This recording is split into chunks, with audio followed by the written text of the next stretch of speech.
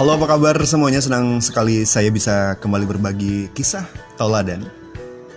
Kisah yang menarik yang ingin saya berikan buat teman-teman semuanya. Dan kisah ini diambil dari sumber serial kisah teladan Muhammad bin Salik Al-Qahtani, dari artikel kisahislam.net, fanspage kisah teladan dan sejarah Islam. Kali ini kisah tentang kisah sedih si gadis miskin. Sudah menjadi kehendak Allah memberinya cobaan berupa penyakit kronis yang bersarang dan sudah bertahun-tahun ia rasakan. Ini adalah cerita kisah seorang gadis yang bernama Muha. Kisah ini diriwayatkan oleh Zaman, diiringi dengan tangisan burung dan ratapan ranting pepohonan.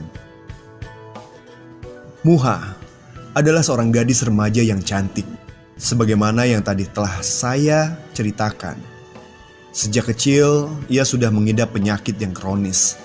Sejak usia kanak-kanak, ia ingin bergembira, bermain, bercanda, dan bersiul seperti burung, sebagaimana anak-anak yang seusianya. Bukankah ia juga berhak merasakannya? Sejak penyakit itu menyerangnya, ia tidak dapat menjalankan kehidupan dengan normal seperti orang lain. Walaupun ia tetap berada dalam pengawasan dokter dan bergantung dengan obat. Muha tumbuh besar seiring dengan penyakit yang dideritanya. Ia menjadi seorang remaja yang cantik dan mempunyai akhlak mulia, serta taat beragama.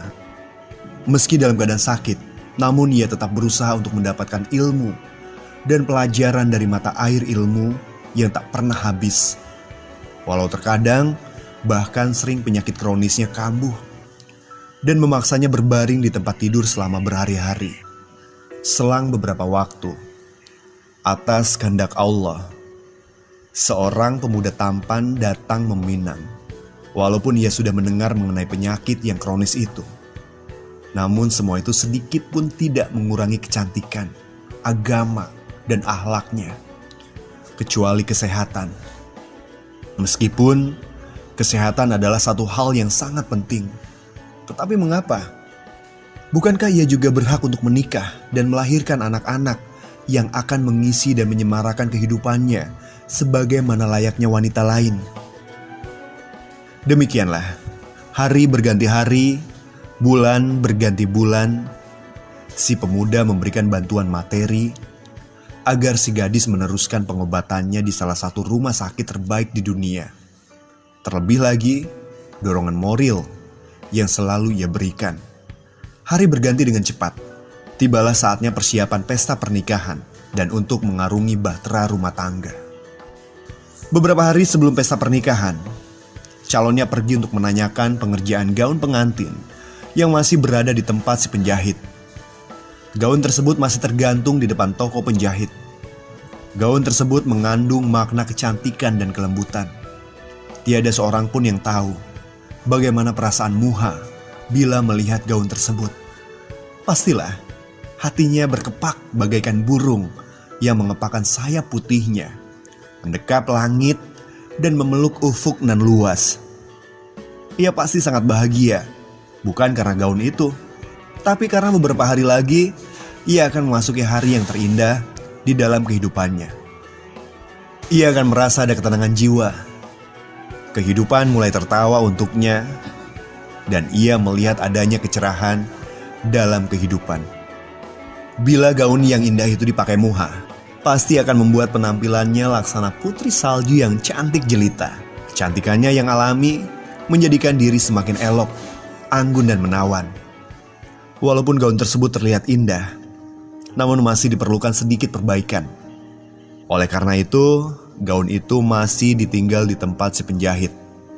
Sang calon berniat akan mengambilnya besok. Si penjahit meminta keringanan dan berjanji akan menyelesaikannya 3 hari lagi. 3 hari berlalu begitu cepat dan tibalah saat hari pernikahan. Hari yang dinanti-nanti. Hari itu Muha bangun lebih cepat. Dan sebenarnya malam itu ia tidak tidur. Kegembiraan membuat matanya tak terpejam, yaitu saat malam pengantin bersama seorang pemuda yang terbaik akhlaknya. Si pemuda menelpon calon pengantinnya bahwa setengah jam lagi ia akan pergi ke tempat penjahit untuk mengambil gaun tersebut, agar ia dapat mencobanya dan lebih meyakinkan bahwa gaun itu pantas untuknya.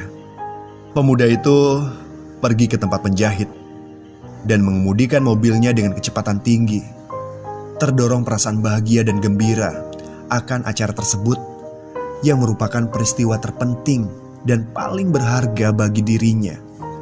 Demikian juga halnya bagi diri Muha. Karena meluncur dengan kecepatan tinggi, mobil tersebut keluar dari badan jalan dan terbalik berkali-kali.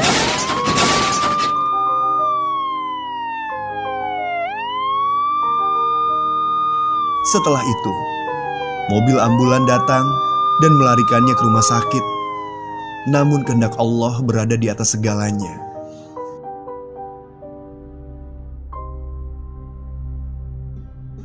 Beberapa saat kemudian, si pemuda pun meninggal dunia. Sementara telepon si penjahit berdering menanyakan tentang pemuda itu. Si penjahit mengabarkan bahwa sampai sekarang ia belum juga sampai ke rumah, padahal sudah sangat terlambat.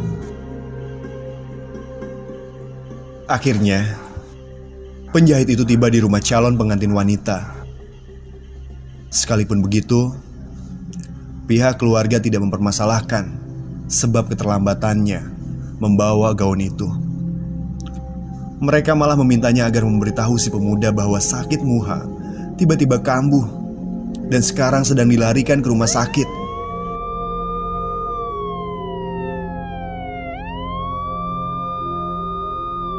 Kali ini, sakitnya tidak memberi Muha banyak kesempatan. Tadinya, sakit tersebut seakan masih berbelas kasih kepadanya. Tidak ingin Muha merasa sakit. Sekarang rasa sakit itu benar-benar membuat derita dan kesengsaraan yang melebihi penderitaan yang ia rasakan sepanjang hidupnya yang pendek. Beberapa menit kemudian, datang berita kematian si pemuda di rumah sakit. Dan setelah itu, datang pula berita meninggalnya sang calon pengantinnya, Muha. Demikian kesedihan yang menimpa dua remaja. Bunga-bunga telah layu dan mati. Burung-burung berkicau sedih dan duka terhadap mereka. Malam-malam yang diangan-angankan akan menjadi paling indah dan berkesan itu berubah menjadi malam kesedihan dan ratapan. Malam pupusnya kegembiraan. Kini, gaun pengantin itu masih tergantung di depan toko penjahit. Tiada yang memakai, dan selamanya tidak akan ada yang memakainya. Seakan gaun itu bercerita tentang kisah sedih Muha. Setiap yang melihatnya pasti akan bertanya-tanya, siapa pemiliknya?